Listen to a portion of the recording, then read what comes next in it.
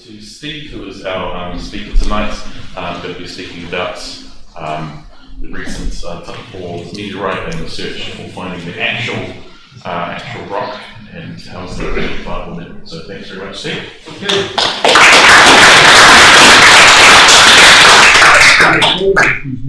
Can I stand there? Yeah. Okay. Oh, good evening. Thanks for coming out on what's a pretty crappy night in Auckland. I'm from Hawke's Bay, and of course we never have weather like this. That's right, I forgot about that one. I am a sheep and beef farmer actually down there, and my journey on this a couple of years ago, I saw a small fireball. I knew what it was because I've always been a sort of amateur stargazer ever since I was a kid. I'd seen a big one actually when I was about 18 or 19 out over the sea. And just by chance, a few nights before, I'd heard that you could report fireballs. And so I just Googled up report fireball New Zealand, and it took me to the Fireballs Aotearoa website. And I knew it wasn't a big one, but I was just interested in the process. So report fireball, and I filled in all the details of it, you know, what angle it was coming in, what direction, what, you know, colour, sonic boom, all of that sort of stuff. So that was interesting, and then I had a tab next to it that said, get involved. Clicked on that, talked about buying a meteor camera. Oh, that sounds fun. And I'd said to my wife, you know, we were under a bit of economic constraint at the time, and I said, you know, no spending, no shoes, no paintings. She comes home one day, and because I'd ordered it sneakily through the post, and she said, what's that thing on the side of the house? I said, it's a meteor camera. Did you buy it? I said, no, I won it. She said, you're lying. You're lying. And she said, it's ugly. I said, no, it's not. It's a thing of great beauty. Anyway, a little while later, I bought another one because I had a really good view down south. My northwest one, so I'm in Central Hawke's Bay, Waipukurau. My northwest one sees right up over the top, right over the whole of the central North Island, right above you, right up into Northland, up to nearly to Kaitaia. And my southern one did used to look right down to Ashburton. So, you know, I could see a big chunk of the country, but there's a road. So it was catching a lot of headlights, so I've lifted it so it sees sort of North Canterbury. So that's how I started on the journey, and joined up with this Fireballs Aotearoa. And how many camera operators have we got here tonight?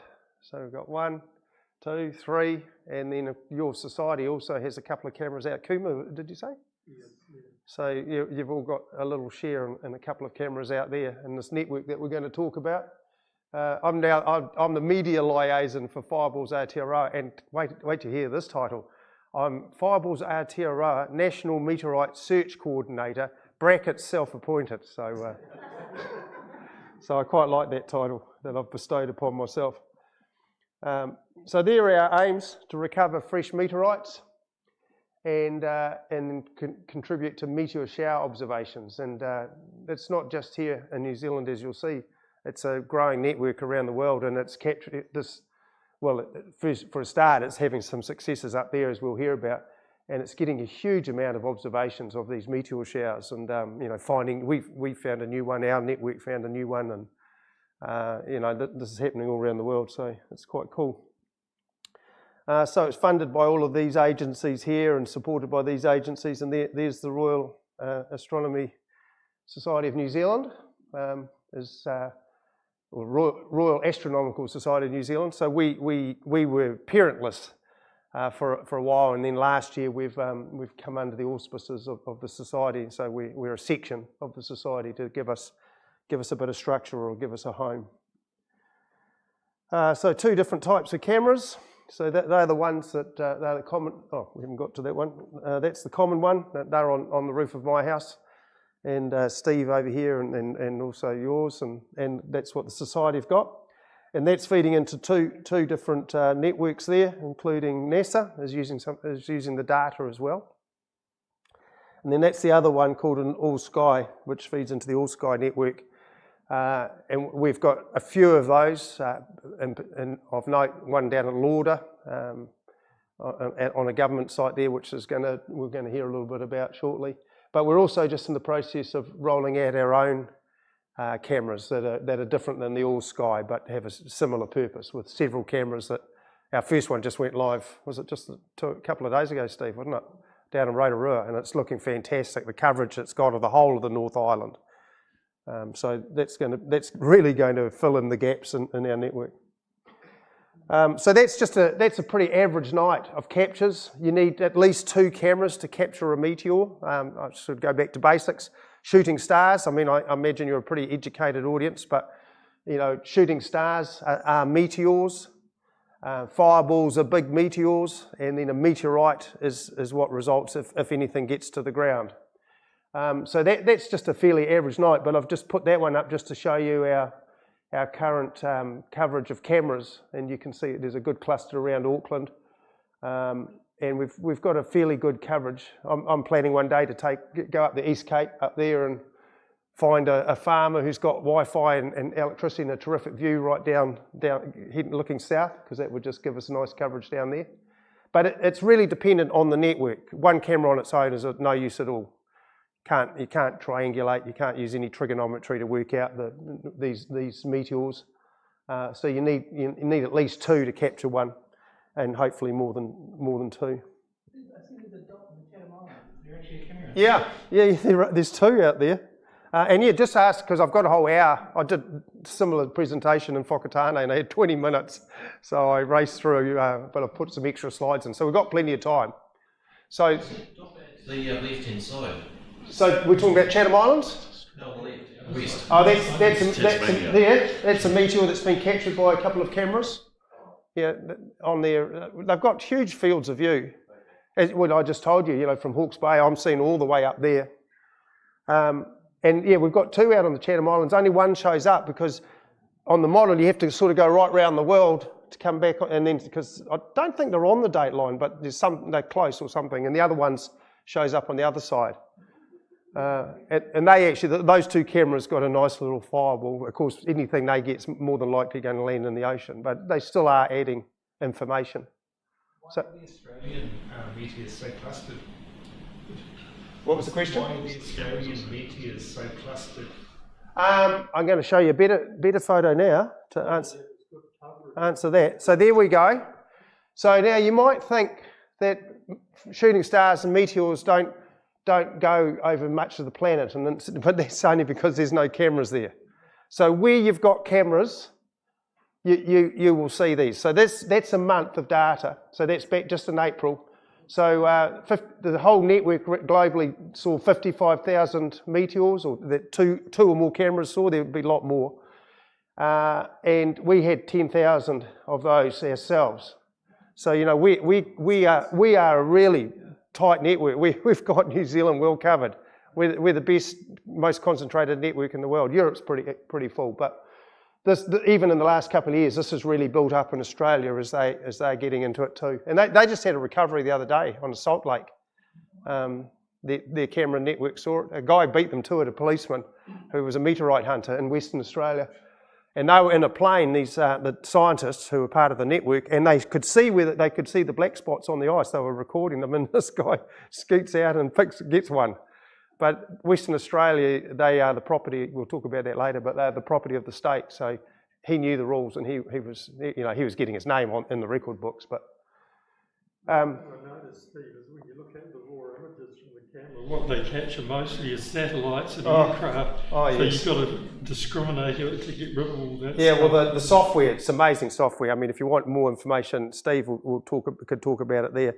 But it's extraordinary what it just gets rid of all that. But yeah, when you watch the video, which is over about 2 or 3 minutes of the whole night, the amount of traffic, particularly Elon Musk stuff, even in my 2 years since I've joined this, it's just light pollution. Anyway. Australian data, there are cameras to the lower left. Yes. But why are they not recording? Well, they could. I think probably they're all looking inland, so they're not looking out this way.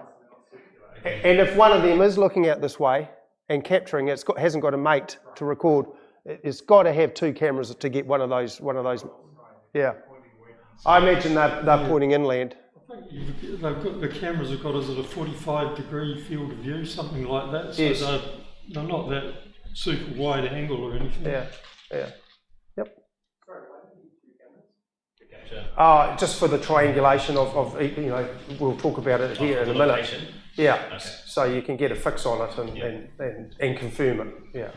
One on its own won't show up on that map. So our individual cameras get a lot more. But if another camera, if they were in cloud, you know, all around you, and or, you know, camera's not facing your way, I mean, you won't record it, you won't know about it. But if another camera gets that shooting star, that meteor, it will show up. So it needs at least 2. Right. So this is the one in question. So here we are, 13th of March last year, 2024, at 8:04.10 UTC, which was about 4 minutes past 9 in New Zealand time. Dennis Behan is sitting in his spa pool in Queenstown, actually at Jack's Point, which is just above where they launched the Shotover jets. And he's looking from a spa pool, he's looking south, and he's an American, lives and works in Queenstown, never seen a fireball, and he'd been really frustrated with his Meteor camera. He'd had all sorts of problems. And Peter McKellar, who does a lot, helps with the maintenance and helps us online get our cameras set up and fixed. He'd just been through there only a few weeks before and got his camera working. Anyway, Dennis sees his first fireball, and what a beauty. And he looks over to his right, and his camera's aiming right at it, aiming north, looking.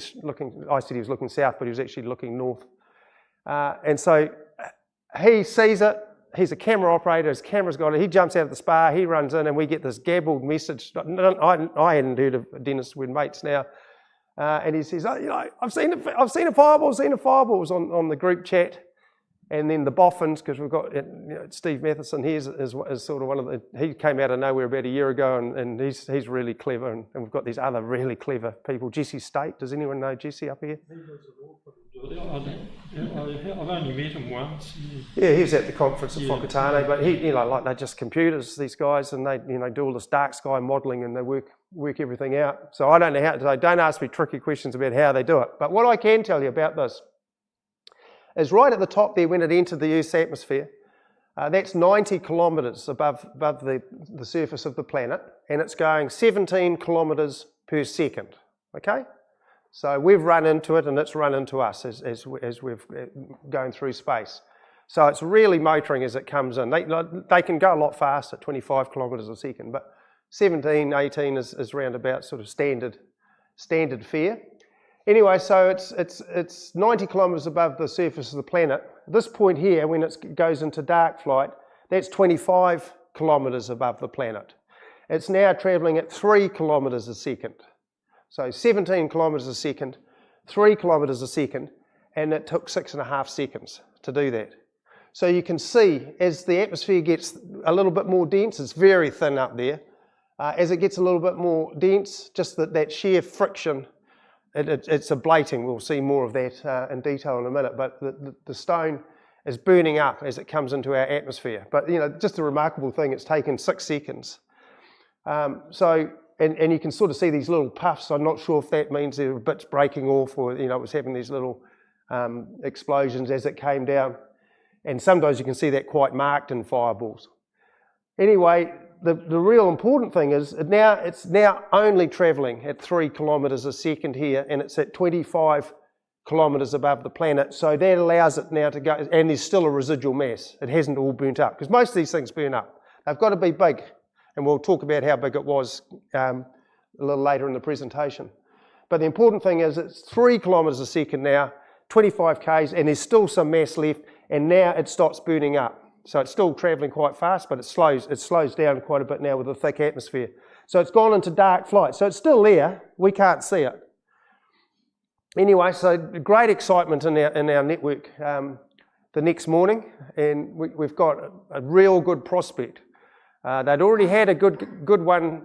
Some of the first cameras got set up about a year before this, based out of Otago and Dunedin.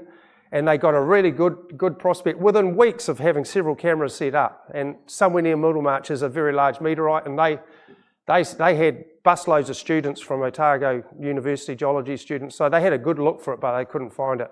Don't know, my wife comes from Middlemarch, and I don't know if you've seen, there's a lot of rocks there. So this was our next best, chance of finding a meteorite. So the boffins are working on this, and not just the people in New Zealand, but there's a guy who set up this whole network called Dennis Vida in Canada, and there's guys in Europe. So they're looking at the data and massaging and working out the data to try and get some information.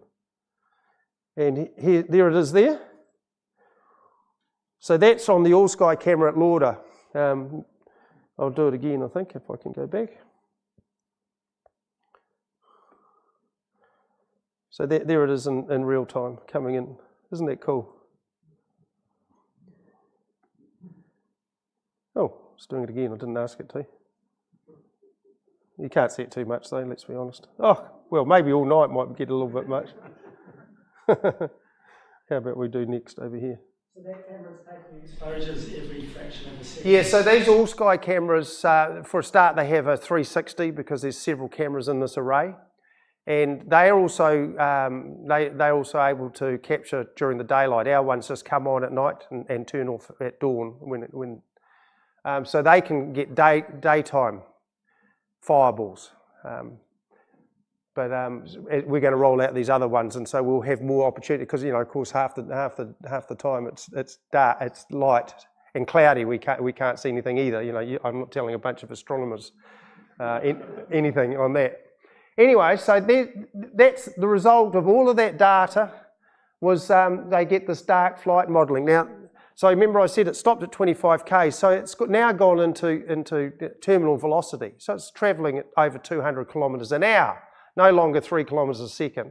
So that last 25 kilometres, it's travelling at 250 kilometres an hour, thereabouts. And now it's affected by the winds at those levels. And so there's really good wind data around the country. Who knew? For all these different heights. And there's a good station in Invercargill, so they use with good data. So they use that station to work out what the winds were doing that night at the different, you know, at 20 k's and 15 and 10 and 5. And so, you know, it's now, because it's only going 250 kilometres, it's now subject to any winds. It wasn't a lot of wind that night, but, you know, there might have been a bit here pushing it that way and then down there a little bit coming this way. So they do all their clever modelling stuff and they come up and that's what the winds have done with it, depending on its size. But they were pretty sure that it was a good size. They can get so much data from those cameras.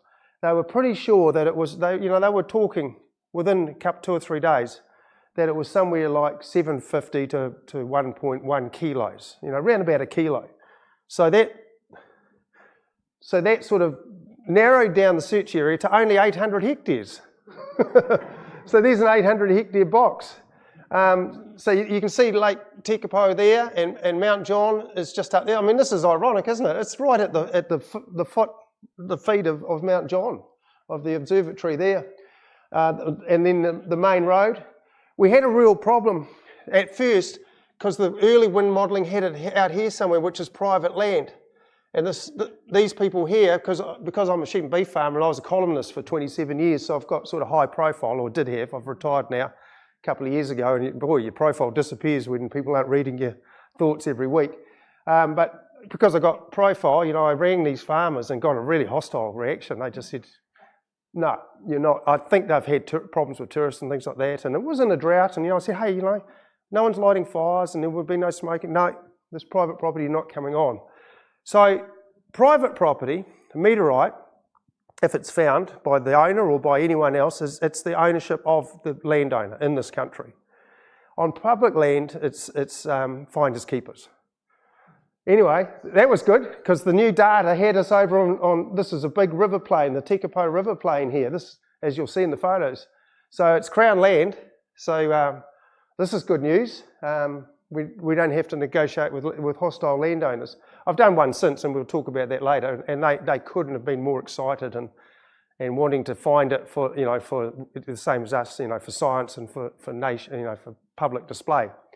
But yeah, I know a lot of farm. I didn't know these people, but I was surprised at the reaction that I got. I mean, I felt like crying when, you know, I rang up James Scott, who's our director, and said, "Oh man, these people are not going to let us on." They were really anti. Anyway, so we've got a search area down here of about 800 hectares, but, you know, there's an area in the middle of that that's more likely. But as you'll see, it's a bit of a needle in the haystack. That's the drive, but, you know, you can see the sort of we're going to be looking for a stone that might be, half a kilo to a kilo on a riverbed that's got tens of millions, maybe hundreds of millions of stones. So, what chance? Terry here, a delightful fellow, Terry Richardson, he's a retired anaesthetist from Canterbury. He was the only, we put it out to our whole network of camera operators, and he was the only one that rocked up from Canterbury. And he makes the cameras and posts them out when you order them. And that's my wife Jane. Good story about her. She's not even here tonight either. She's at the motel. But we had a recce the night before. We were waiting for Spa Pool Dennis, as we call him, Dennis Behan. And so we were up there in the evening, and I went into the search area for a bit of a recce for about half an hour while we were waiting for Dennis. Came back, and Jane has this black-looking object. She said, "I found it. We can go now." Went and had a look at it, and looked, man, and I think it was rubber that had gone really hard in the sun. Anyway, so and then she said that night, "I'm not going on the search, but you've got no chance. I'm hiring a bike tomorrow and biking around the lake," and that's what she did. Anyway, but Terry, he was there, and in the back there is Alan Gilmore and Sue Kilmartin from Takapō. Jane and I stayed with them. What a lovely, lovely couple. One of our top astronomers, and they've both got stamps. We learnt that at the conference, didn't we? I guessed them actually when there was a quiz, and I said, "Oh, well, put down Alan and Pam. They might have got a stamp," and they did. So their big thing at Mount John, he used to be the director there, is they are into near Earth objects, and they wanted to come and did come on the search, and I said, "Well, you won't get a more near Earth object than this meteorite if we find it." Okay, so we have that recce night before, and there's my foot there just to show you, give you a bit of an idea of scale. That's a big one. That rock's a big one, but it's in drought, and it's got this real hard silt, and then these stones. And I think if a meteorite's going to hit a stone, it's just going to shatter. So again, what chance have we got? So we organised the search. I get a bit of grief because I did the media, and I was on a rural morning report, and I put it through the ZB network and the Facebook pages. I called into the schools as Jane and I we drove down from the North Island. We had a wedding on Saturday, so I had a search party on Thursday, and people said, "Why is the search party?" We would have got more than 24 volunteers. And I said, "Well, I got a wedding on Saturday. I couldn't really organise it for Saturday, but if we're not successful today, I'll step up another search and we'll have another go." So I had a bit at risk really, because I'd sort of reduced the number of potential searches by having it on a Thursday when people were at work. And the couple of schools I called into, all their senior students, their science students, were away down in Dunedin, so I was running out of volunteers. Anyway, we got a little group, and we gave them a briefing. We met them, because you don't tell people before where the search is. We have to hold this information really tight, because you just don't want people going there and finding it before you, and finders keepers, thinking they're going, and potentially they can be worth a lot of money. You people will probably be well aware of the Ellerslie meteorite that came here into Auckland 25 years ago through the roof of a house. Grandparents and the grandchild were in another room, heard a hell of a noise, came in, all the bats and everything, there's a hell of a big hole in their ceiling. It's come through the roof, it's landed on the couch, bounced back up onto the roof, bounced back onto the couch and rolled under the tally. And there's a bidding war between Auckland Museum and Canterbury Museum, and it's purported, and I think it's probably quite likely, it's in the media, and it seems to be it seems to be accurate, $40,000. Oh, so is that known? Over 60. See, I've read the reports at the time, and they were saying, "Oh, we're not going to send it out of the country. We want to keep it," but that was bullshit, because you can't. Even then, under the Protected Objects Act, which is to protect adzes and taonga. I mean, these are taonga, but there's a little section, one tiny little section that someone thought to add when they were doing the bill, and it said meteorites. So they couldn't have exported anyway. 60,000. 65. So that's okay. Jenny actually went to their house. Oh, did you? And they came to mine, for a party, yeah. Right, so you got to see them. Yeah, I slept with it actually. Yeah, did you? It's true. Oh, wow. On a tour. I've slept with worse, but Yeah. oh, okay, well that's They're cool. similar. They're quite similar, actually. Right. Yeah. Yeah, they're both stone Klondike. So anyway, I lost my train of thought. So yeah, so they are potentially. I mean, that one it wasn't anything special as a meteorite, but it's such a good provenance. You know, such a great story. Yes. Well, because the finders keepers policy, was it agreed that the group would own it, or okay. the person who counted? So what I did was, I got everyone, I put out on Facebooks and everywhere, meet at the Takapō, the big parking area just near the public toilets. And so, you know, I'm thinking, God, I hope we get more of a crowd than this, you know, and they're dribbling in, and we've got 25, which includes a 3-year-old. So there's only 24 adults. And I got them all to sign a waiver. So, you know, it just said, you know, if I'm the person, if I find this, I promise that I'll hand it over to Fireballs Aotearoa. And then when we did find it, I just sort of said, oh, we're the kaitiaki of it. And, you know, we held it for, it went down to Otago University for study and stuff. So we were sort of effective, the owners. You know, we're not really a proper organisation, you know, we haven't had a vote for anyone. But so we retained, well, that's how I put it, we retained ownership until we handed it to an institution, which is Otago Museum. So these people, everyone signed that waiver, and if they weren't prepared to sign it, they weren't coming on the search. So I made that quite clear. Everyone's in it for fun, you know. So no one was really there. But overseas, this is a problem overseas. I mean, as soon as one of these big fireballs comes down, there are professional meteorite hunters flocking in, and you've got to try and contain the information. A lot of our stuff is public access, the information and things, but it's not. You know, it's a little bit fudgy. You know, those guys doing the dark flight analysis and stuff like that, they know how to take the fudge out so that someone can't just suddenly come in from America and know exactly where to go and look.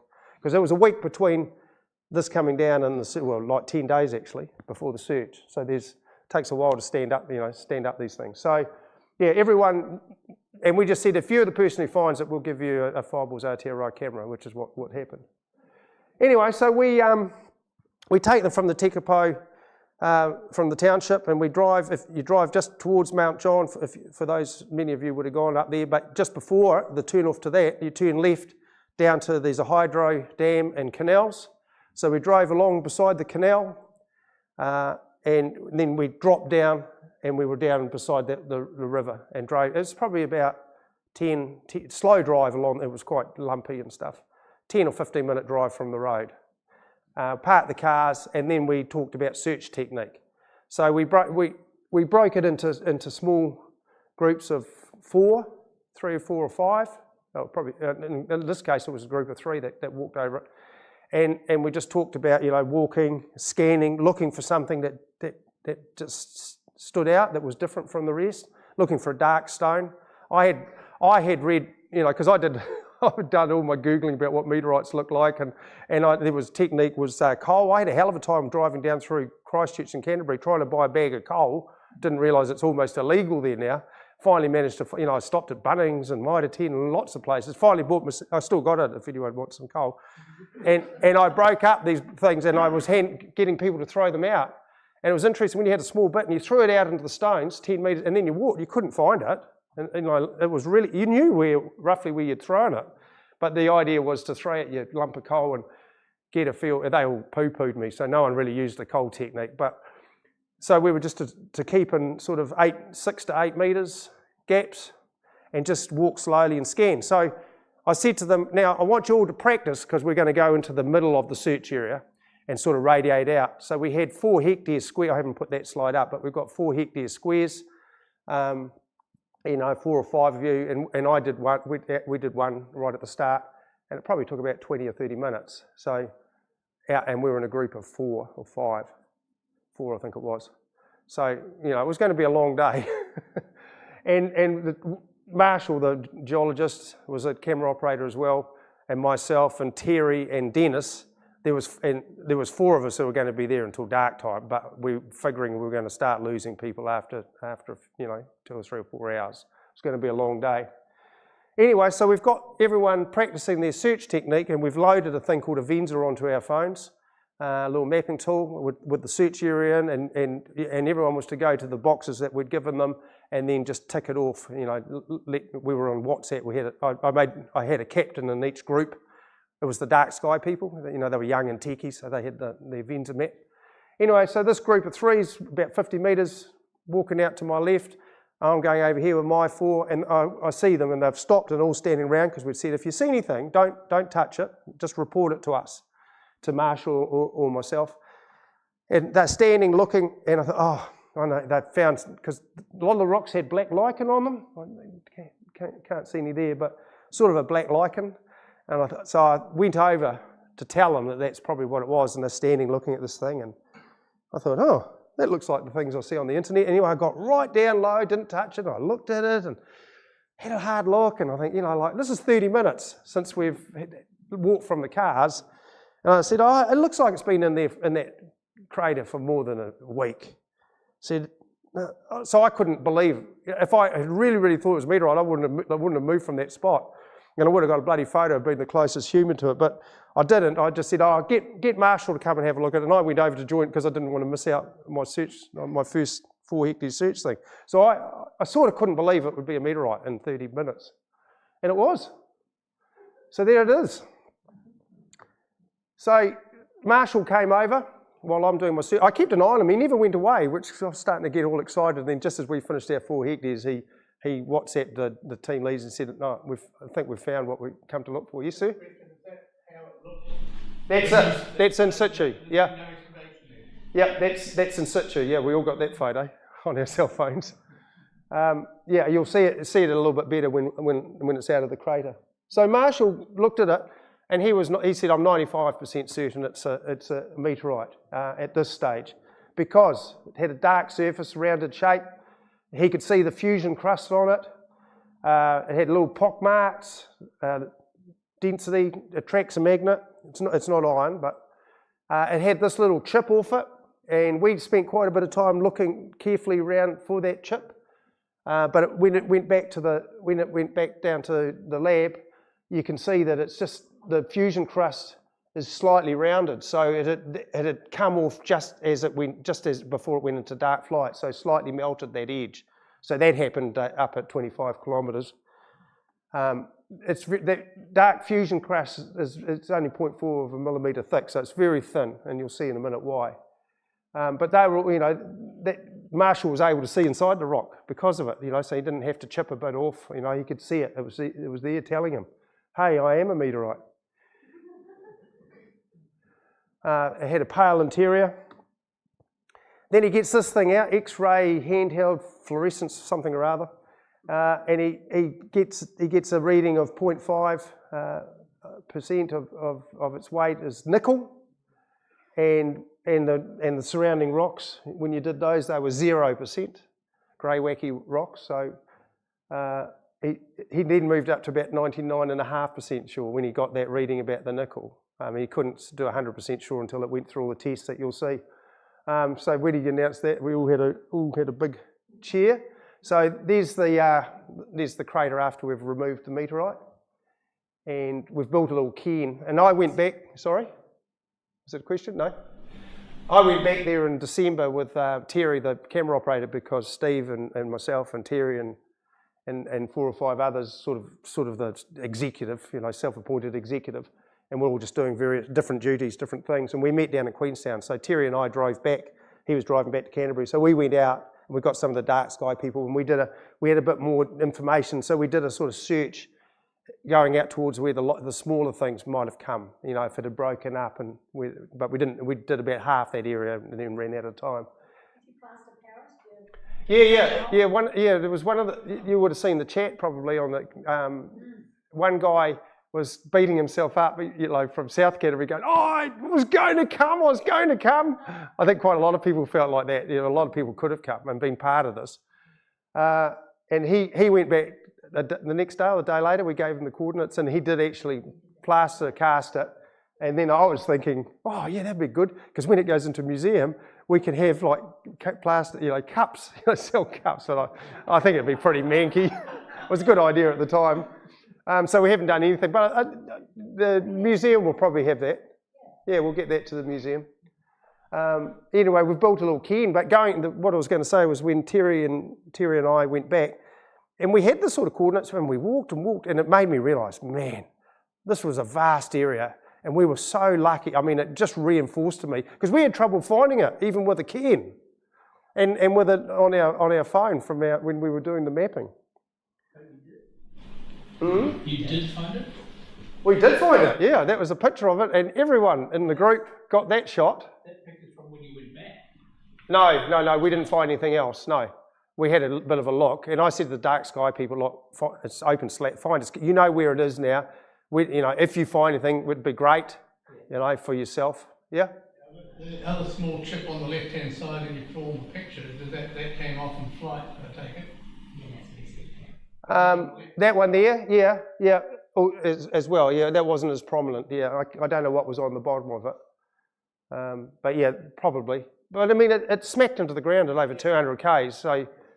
But, it was in an area that was relatively free of rocks. It varied. Just about 10 or 20 metres away, there was a bit of a ridge like that, and there was heaps, rocks that, you couldn't put your foot between them. There's so much luck in this, you wouldn't believe it. That's the original crater? That's it, yeah. It's still there. So it strikes and didn't bounce out? No, it was stuck in there, yeah. And it hadn't changed. So this came in March, and we pulled it out in March, and Terry and I were back there in mid-December, and it looked exactly the same. It hadn't changed. I got hold of Doc after this to say, hey, wouldn't it be great if we built a little memorial there, the site of New Zealand's 10th meteorite? I didn't sort of explain it. I'll talk about that other meteorites if we have time later, but probably won't. And they said, no, we don't want people traipsing across Dockland. I thought it was the whole point. And it is a bit of a fragile ecosystem, and there was a guy, I met him on that revisit.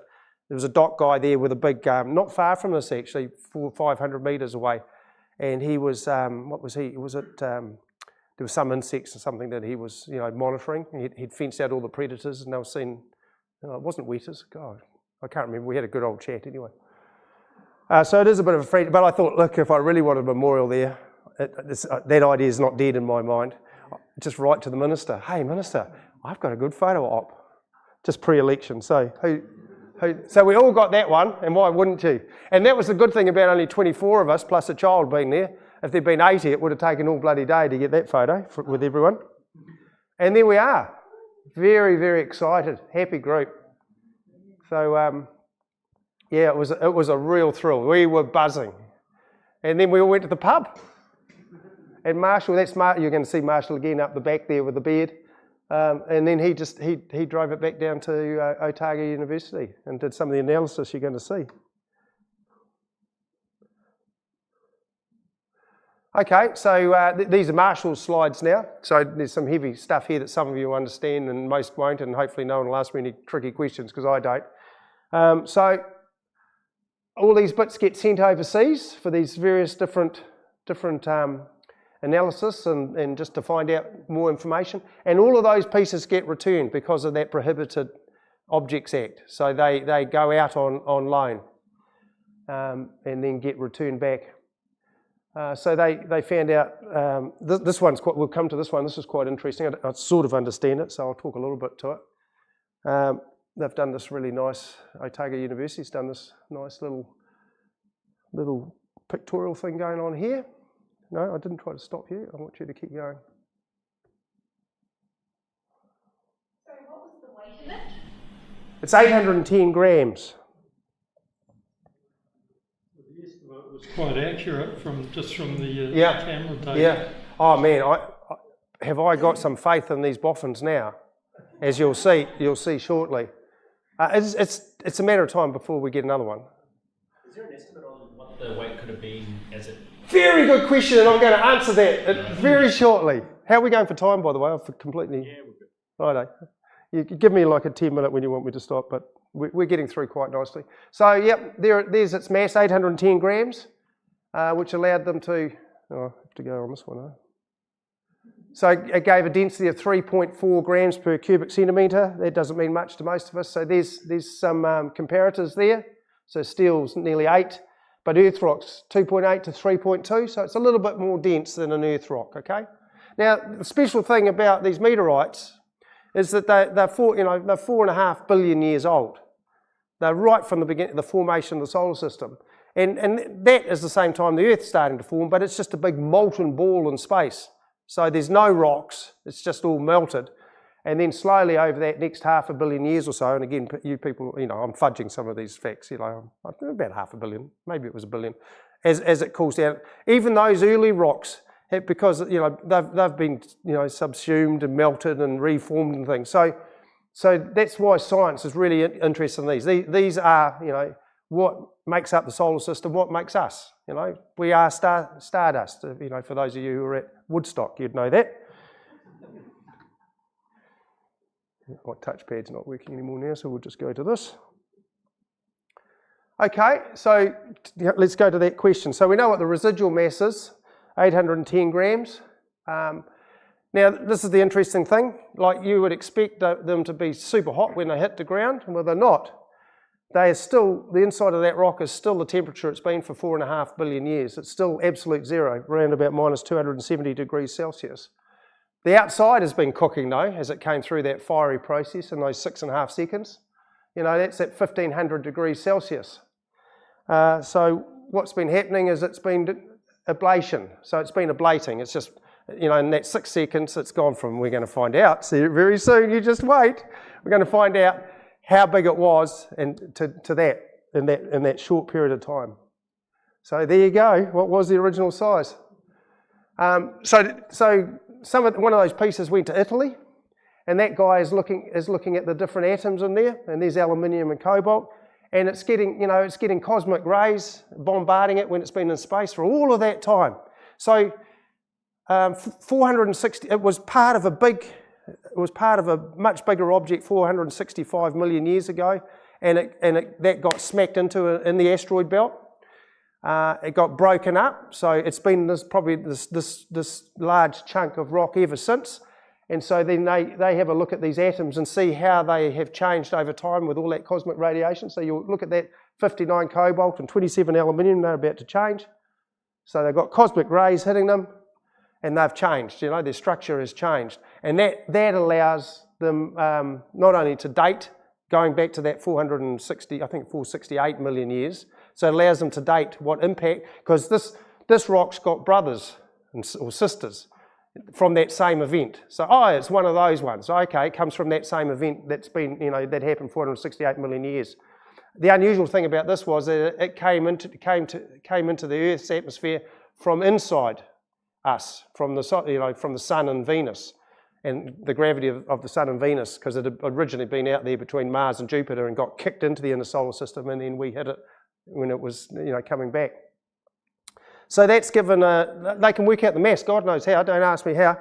Down here. Can I ask, Yeah. that picture, is that it with the chunks taken off? Yeah, that's been sawn off now. That's sawed off, is Yeah. it? Yep. Have you got a video of that being cut off?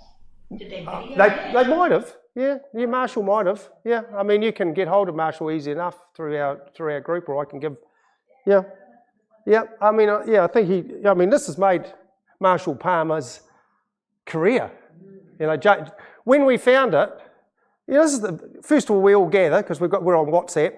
I'm doing the media, and I had a journal, that photo with all of us. There was one person not in that photo. A journalist turned up at the site, a photographer, and I said, I've been courting the media, but I wasn't thinking about having a journal. And anyway, so I said to him and the guy back at Timaru Herald, look, can I embargo you? If something happens, I'm not expecting it to, I'll embargo you. So I had to embargo them when we found it. So I said to Amon, his name was Amon Moona, like, righto, tell your mate, we found it, but you can't go, don't put it out there yet. But I'll give you the first scoop. So I managed that for about 2 hours because I'm a bit of media, I'm a broadcaster as well, so I understand these things. But then I rang James Scott, and he knows he's our director, and he's in Germany at the time, now in Denmark. He's in a university there. So I ring James Scott, the director. Do you know James? No, just know of him. I've corresponded with Yeah, him. okay. He really drove this thing, and another guy called Jim Rowe in England, who set up the England one, and then he's an expat, New Zealander, and he set this one up. So I WhatsApp James. James, we found the bloke, we found it. He goes, bullshit. I said, we found it. And in fact, Marshall had already done that, because he'd shown him the stone, and he got advice from his superior officer, and then I was talking to James and managing the meeting, and James is he's jumping around like anything in Germany. It's really taking the pressure off Fireballs Aotearoa. We've got one in the bag. It might be a while before we get another one, but. Actually, I've got another quick question. The name of the meteorite, you've called it Takapō, but it's Lake Takapō, so what's the... Good spotting, I was going to come to that, but we'll deal with that now. Okay.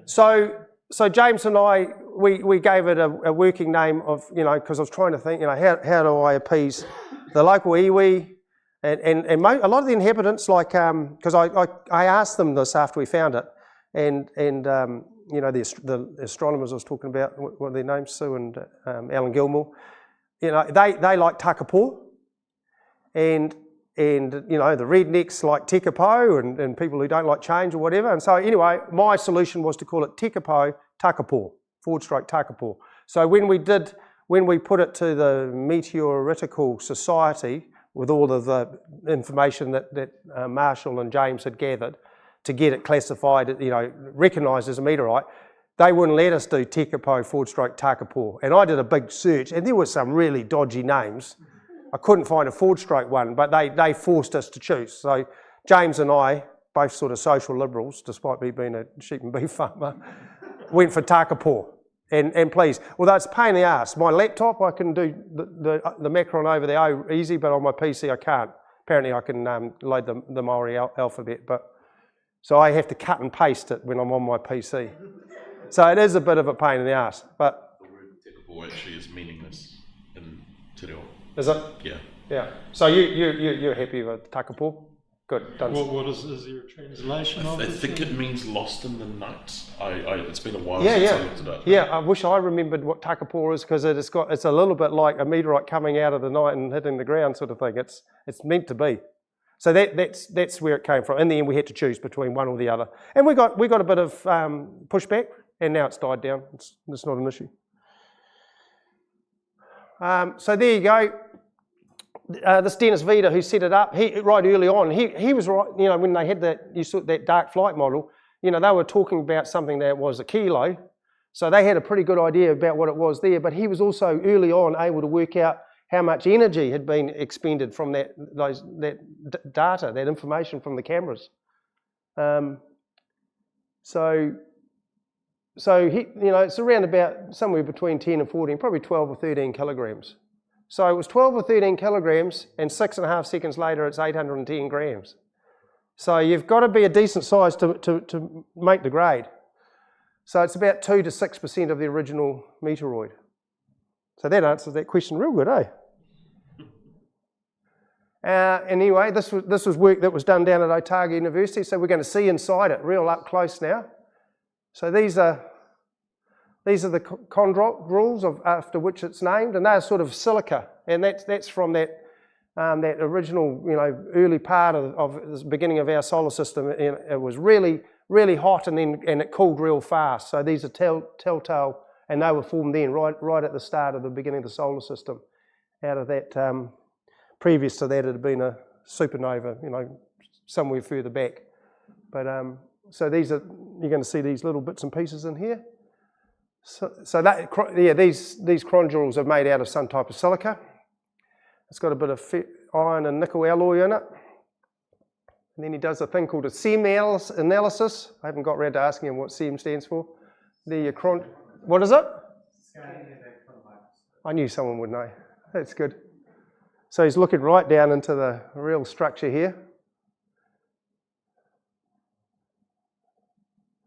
Okay, and so it's got to be one of those types, but they've had a good look and they've done all the analysis. So it's going to end up as this one, stony, quite common. These are only, metal ones are only 4 or 5%, I think, or maybe even less. And we'll see why in a minute. So these are the most common. And last year I was in the UK in Oxford. There was a guy selling, I meant to bring it tonight in case someone hadn't seen a meteorite or handled one. I forgot to bring it, still in Hawke's Bay. And there was a guy, one of those rock hounds, you know, and he had ammonites and tribolites and gemstones and precious, you know, all that stuff. I said, oh, you haven't got any meteorites, have you? And he had a little box of meteorites, and I rummaged around and I said, oh, you know, how much are these? He said, £20. I thought, oh, that's a lot less than I was expecting to pay. And I said, you know, are they really? And he was pretty authentic, you know, I believed him. He said, yeah, they're from North Africa, pretty common. You know, it's a big strewn field, it's called, when one bursts and breaks and then just goes like that and lays it all down and it's on the sand, you know, from hundreds or thousands of years ago. And so the guys in the desert are going around picking them up for £1 or £2 or £3 and someone's buying them off them and then this guy's selling them to me. So pretty, not uncommon in terms of meteorites. These are rarer because our one comes from that big asteroid, remember, that 468 million years ago was smashed up. And it's a small part, so it's just a big rock that's been in space, left over. So all that asteroid belt, of course, is left. It's a planet that never formed, you know, they just didn't get around to it. And over time, over the last 4.5 billion years, Jupiter, the gravity of Jupiter has kicked out about 99% of it. And it's, you know, that was some of the stuff that was banging into us and maybe, you know, maybe smacked into us and put the moon up, you know, gave us a moon. And so, for the iron ones, you need to have had a big parent body where like the Earth, where you've got a molten core where all the different metals sort of consolidated. So they're a lot rarer. Our one is there. So an ordinary chondrite, I feel sorry for it being called ordinary because I don't think of it as ordinary. Like I said, I think of it as a taonga.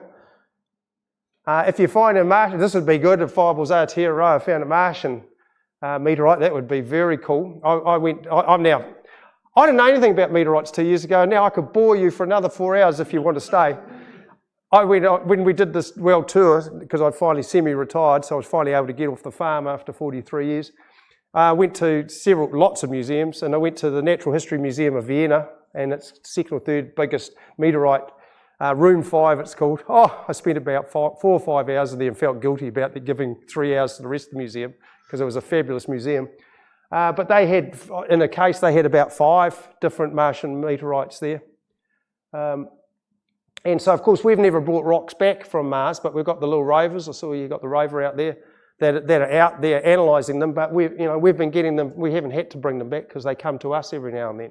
So there's quite a lot of Martian meteorites, and also, of course, lunar meteorites that have been smacked. We see all the craters when we look at it, and you know these pits have been smacked off and ended up coming into Earth's gravity, and we find. And so when they went up and got the moon rocks from the Apollo landings, we already were able to match them up. That's why we know. That's where they came from.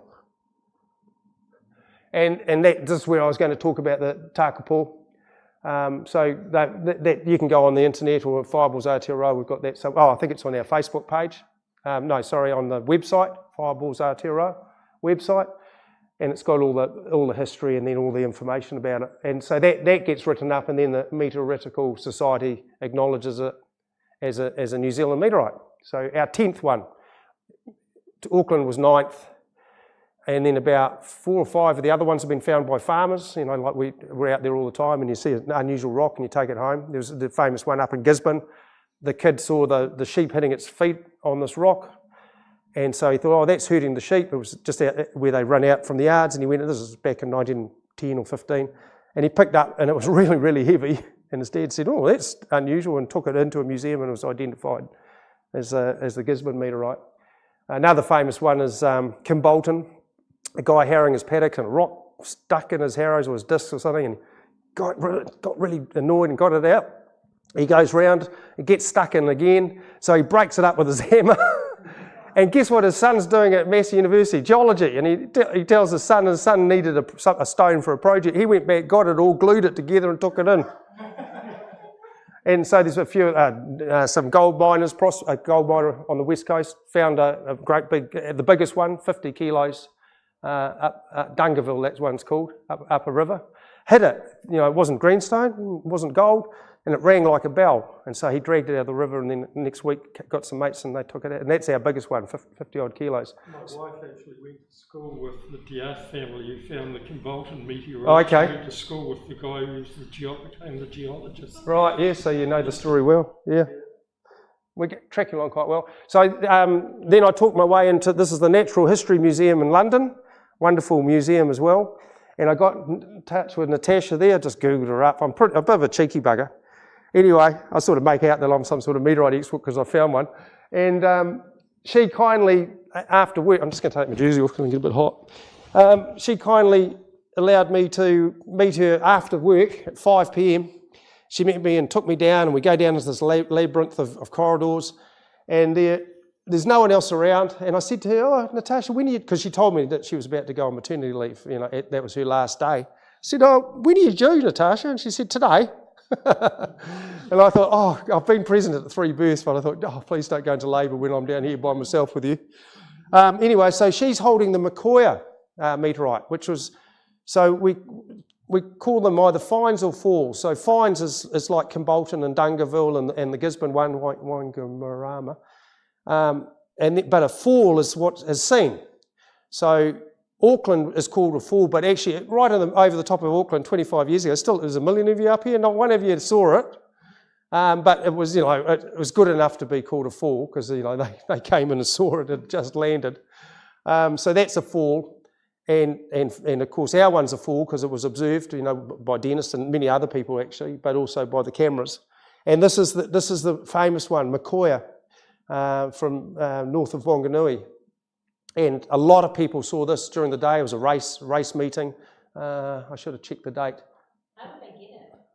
I think 1908 or something. So a guy went and followed it, the next day, where he thought, because everyone think like Dennis, when he saw that fireball, he thought it was in Arrowtown. He thought it was just over the hill. They look close, but they might be hundreds of miles, kilometres away. For him, it was a 4-hour drive away. He thought it was just over the hill. So But I rephrase that. How did the museum? Oh, okay, we'll come to that. So one guy did go and found it embedded, a big lump of it embedded in a tree. They think the main mass went into the sea. But, again, it broke and created a strewn field. And so this fella went and found it and got it out. And the Wanganui Museum, I've been in touch with them because I read it in Papers Past report about some guy donating another meteorite because, we're trying to find the 11th and the 12th, and they're out there. I did a search. I did a big media launch last year. You won't believe it, like in early March, mid-March, looking for New Zealand's 10th meteorite, that one that Grandad said was a meteorite, or that rock that's on your step or on your mantelpiece that's unusual. Take photos, send them to Aotearoa. We created an email to Marshall, was at the other end of it. And that campaign takes off. And then several days later, 5 days later, Takapō comes in over the sky, and then we're doing a search for that. So everyone got confused and thought it was the same event. Like my timing was terrible. That's still running in the background. We had about 80 stones that got sent down. I sent one down the other day. Someone gave me a rock that I thought, I don't think, but maybe. But it wasn't. But they're out there because, as you'll see in a minute, they're coming down all the time. So that one has been sent all around the world. And it's a carbonaceous chondrite. We'll come a bit onto the theory about this is how life came to Earth. So carbonaceous chondrites have got some of the building blocks of life. So they're of great interest. So it's a chondrite like our fella, but a bit more special. And Natasha said, this is one of my favourite ones. They got thousands in there. This is one of my favourite ones. So she got it out of the box for me to show me. And she had, so they've got eight. So this is all, to answer your questions, before the Protected Objects Act. Okay. Yeah, sorry, that's where we got to in the end. They've got 8 of New Zealand meteorites. They bought them from somebody. Oh, they've exchanged. They bought, the Poms, they stole them. I went to the British Museum and saw the Elgin marbles and the Rosetta Stone and things like that. But I'm quite comfortable about that because there's a repository of 8 of our meteorites there. If we have a really bad volcano go off in Auckland or a big earthquake in Te Papa or whatever, they're safe, In fact, I even talked about that with James and saying, well, couldn't we get a little bit of the Auckland one out of the Auckland Museum if they would be so kind? They probably wouldn't. Anyone here from the museum? and a little bit of Takapō, one of those little pieces, and add them to that little collection on loan, long-term loan. But he said no. Another one of my good ideas that was squashed. So there's Makoia there, and I think that's Dungarville down there, and I forget which one that is. Might be the Southland one. So she really kindly got all these meteorites out for me, and it was real good. Great fun. Then she said, "Oh, Steve, go and have a look through the microscope." So I go and have a look. I wanted to put my hands in there, but I didn't. And I look down there, and there's a little petri dish with little grains on it. It was Bennu. So I'm looking down at Bennu. That's, for those, that's the probe they sent to was it a comet or an asteroid? Asteroid. They sent it out, pluck, came back, sealed canister. Remember, it landed safely, and then they spent months and months opening it without contaminating it. And guess what they found since I looked at that? The building blocks of life. The stuff that makes up DNA. So that theory about comets and asteroids and meteors, meteorites, bringing the building blocks to Earth started to look real good. That's how it came here. And we know that comets brought water to the Earth. So that's got the building, that's got the stuff that we're made out of was in that microscope. Looking down at that little, you could just about see it. I should have made more of an effort to get some better photos. Right, we're on the home straight. So this is the falls we've confirmed just in the last 12 months, since Takapō. November, Wimbledon, that's not far from me, about an hour and 20 minutes. So, Fireballs Aotearoa, National Meteorite Search Coordinator, bracket self-appointed. Oh, right, I could do a search if I wanted to, but it was small and over forestry. So no chance. So, we're not going to, we're crazy, but we're not going to go on fool's errands. February, over the Erie Mountains, northern Southland, that went right over Queenstown. A lot of reports, and because we've got a reporting mechanism that I talked about right at the start. And Weather Watch, Phil Duncan, he gets a lot on his site, and they get sent to us. So that got a lot of reports, and I'm going to show you a beautiful photo of that shortly. This one in March, and then we get a real busy March. See, I've got this theory. I'm saying, hey, we found Takapō in March, and when I look back at the group chat, Jenny, I wasn't quite a member at that stage, but we keep all the chats. We've got this great chat mechanism going. There was a lot of chat about fireballs in March 2 years ago. And so the boffins have said, no, it's just a coincidence, Steve. Come back to us if we have a busy March next year. So I can't wait for March next year. We're going to call it the Wyn-Harris effect or something. I've got, it's a debris stream that we're running into no one else knows and has worked out. So anyway, we've had a busy March.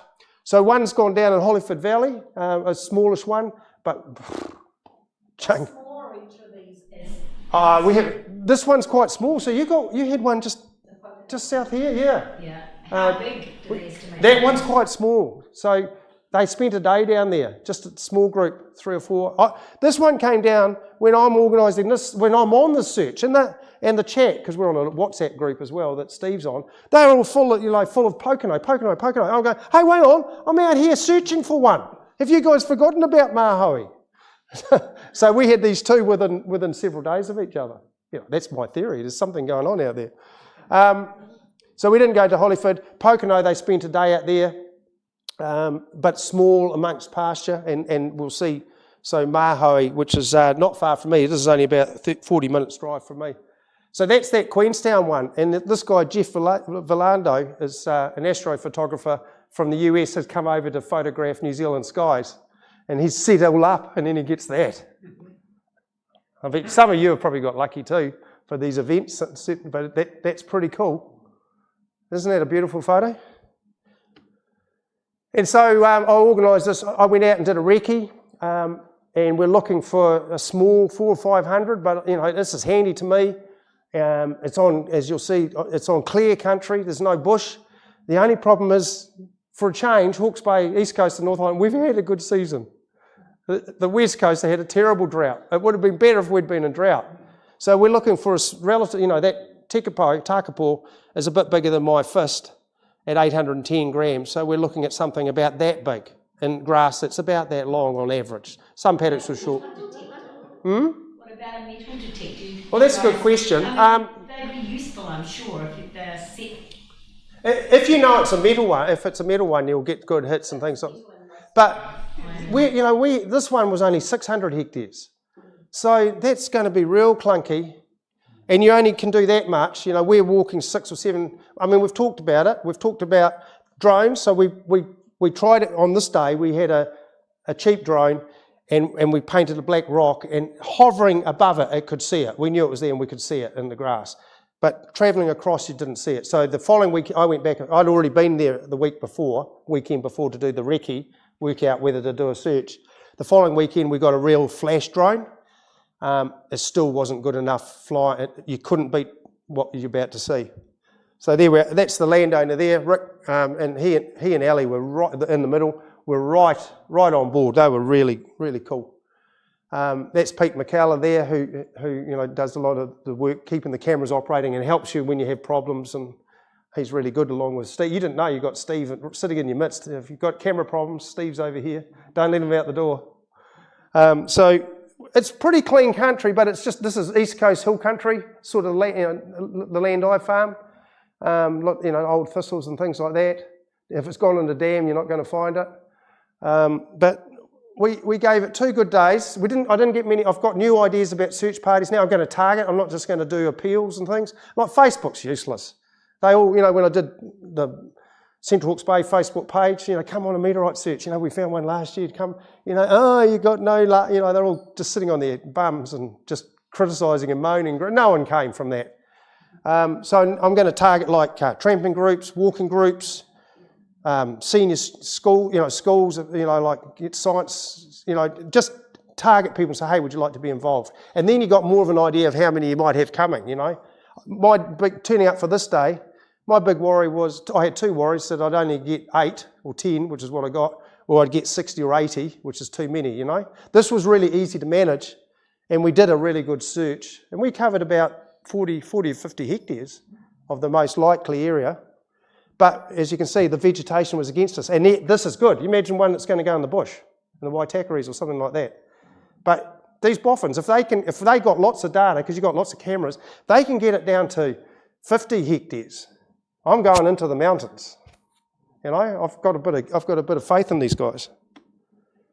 There's Peter McCullough. See, he's looking really intently, trying to work out, is that a meteorite or is that turkey shit or sheep shit? Because sheep shit looked a lot. Fresh sheep shit looked like a meteorite, I can tell you. It's gone into the water there. Yeah, and that's where the model said there was a 450 gram. That was the exact spot where it just gives these approximations. But that was the 450 gram spot. So I took that photo. I got them to take that photo. Say, well, I had a look. It wasn't there.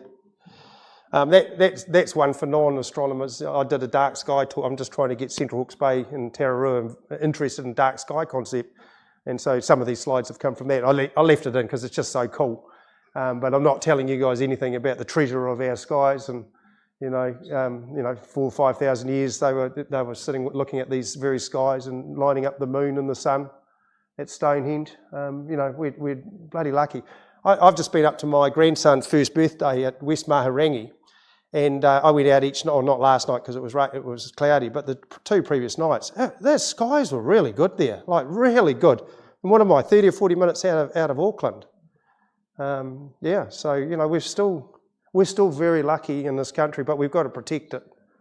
If we could get Dark Sky Nation, what's her name, Nalini and her husband, they spoke at Whakatane conference and doing good work there. So I'd like to get my region. And I'll talk about it now. Go. And I've just put out a little book about Takapō, which I've got for sale, if anyone's interested. And so I had a little book launch, which was that's why that slide was added in there. And Haratina and Sam Less came up from the Wairarapa, and they've really driven the dark sky one down there in South Wairarapa. And they came up to help me with a book launch to try and get some bums on seats. We didn't get that many. But they're very excited if I could get Central Hawke's Bay and Aotearoa. And I had the 2 mayors come along to listen to the presentation. So, I've got my foot in the door. And they'd love, and then we could get northern Wairarapa and then have the whole of the east coast of the North Island and try and bolt on things. So, but it's not easy. It's quite a bit of work. So. Why do you get a woman's face on that? Good question. So, because I can't draw, I said to the publishers, what are they called, down in Christchurch, they said, they had a young woman who had just put out a book who was a good illustrator, so I got in touch with Georgina, and I said to her, I want for my cover, I want a picture of what we call a fireball, and I sent her photos of comets. There's a great cartoon from about 100 years ago called the War Comet, and it's an old guy. Old ugly guy. It's a satirical cartoon of a politician, and his hair, streaming hair, is all guns with bayonets, all streaming back behind him, but coming in towards the earth. So that gave me the idea for this. But I said I want a pretty, feminine, determined young woman. So that's why I thought it might sell more books than an old bloke, or even my face. I didn't actually think about. I could have put my face on it, I suppose, but And so she did that. I'm real pleased with it. It's really good, but it's technically not correct because it actually come in like this. But that one would suck for the back cover. Well, it wouldn't work for the back cover, would it? So it had to be like that. And she's got the sun setting there. So if you want to come and have a look at the book, I've got a bunch of them over here. So What's the price? it's $20 for one and $15 a copy for more than one. And I've turned my phone into an EFTPOS machine and I can take cash. So I'd love to sell you a few. Any other questions? One thing that comes up is the temperature when the things land. They're obviously very cold on the inside, hot on the outside, but the outside, that part that's hot is very thin, so it probably cools off quickly. But I recall somebody saying that they had come across ones that were hot when they were found or found. Yeah, I mean, there's a... Maybe it's because they're metal ones or something. Well, I suppose that's possible. I'm not sure, but I think like people think they can start forest fires, and you're going to go somewhere and find a big burnt patch with a rock in the middle. I think that's more fantasy than any. There's a very famous Simpsons cartoon where Homer sees a meteorite come down and he goes, "Whoa, meteorite!" Walks over and he picks it up and he's juggling it in his hand, and everyone sort of gave the producers a hard time, but they'd done their homework and they knew that he'd be able to handle it. And there's a story of an Indian guy seeing one come down and freezer burning his hand, and there's reports of frost being on the outside just after they've landed. So It won't be absolutely zero if it's been orbiting around Earth. there's always that clever one here.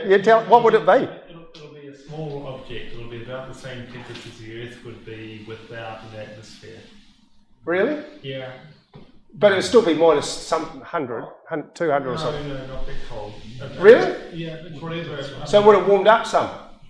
Well, it's just a small object getting sunlight and cooling off. But in our orbit, because outside Jupiter or something, it'd be really cold. Yeah. Because are you saying because it's in the inner solar system, it's getting more radiation from the sun? Probably tumbling slightly, so it's actually being too. But if up in the space station, if they put the thermometer outside. Depends on which side you put it on, right? Yeah. Okay. Hey, that figure's in my book. Don't tell me that it's wrong. Yes? I've said this before, but Brenda Archer, the Auckland meteorite, Yes. she said when she went looking for whatever caused the hole, right, and the smoke, she found it under the computer table, and she said it was hot enough that she couldn't pick it up. She had to go and get a tea towel. Well, I've never forgotten that. Well, that's an eyewitness, isn't it? She was there on that morning when I arrived. Okay. She said it was too hot for her to pick it up. So the outside's hot, the inside's. Yeah. Well, you'd expect it because it's got. I forget how long it took to fall at terminal. Someone could do the maths. Terminal velocity, travelling, let's say 250 kilometres an hour to. Oh, that's 25 k's. How long is that? Anyway, no, let's not do the maths. But it's got time to cool down with air, I suppose, from its burning up, but the outside. But I can contact her and she can tell everybody, but she definitely told us that. Okay. That she can pick it up with a tea towel. Conflicting accounts. So we've heard about the frost and we've heard about the guy the Indian guy having a freezer burn on his hand. But it's a bit hard to know the difference between a freezer burn and a heat burn. But anyway, let's say, just to clear this up, the inside of that rock's really cold still. Just out of curiosity, did the insurance cover the roof of the house for the Auckland? Yes, it did. I think it did, yeah. There's the woman, the only person who's been recorded, see, I know all this stuff now, I didn't used to know it. The only person who's been, there's no recorded deaths, human deaths, but a woman in the States was lying on her couch and a meteorite came through the roof of her house, and she had this, I saw her in the, a picture of her in the hospital, it was in the 50s, I think. She had a hell of a bruise on the side of her leg. And anyway, she didn't have insurance, and so she had someone, people wanted to buy it all for things, and she said, well, yeah, you pay what it costs to fix my house. But her husband was saying, no, these things are worth a lot more. Let's sell it for a lot more. And they had a big argument about it. Anyway, they separated some years later, partly over that. She gave it away, basically, and got her house roof mended with the sum that the person paid her for this one. And there is it's called the Nahala dog in Egypt report of a dog, by the Nahala meteorite, that this guy's dog got vaporized by the meteorite when it hit it. So that's why I said no humans have been reported of being killed. But talk to the dinosaur, they might not have been smacked by it, but it cleaned up a lot of dinosaurs, or the effects of it did. Any other questions? That's cool. Oh, well, thanks for listening to me, and I hope I haven't bored you.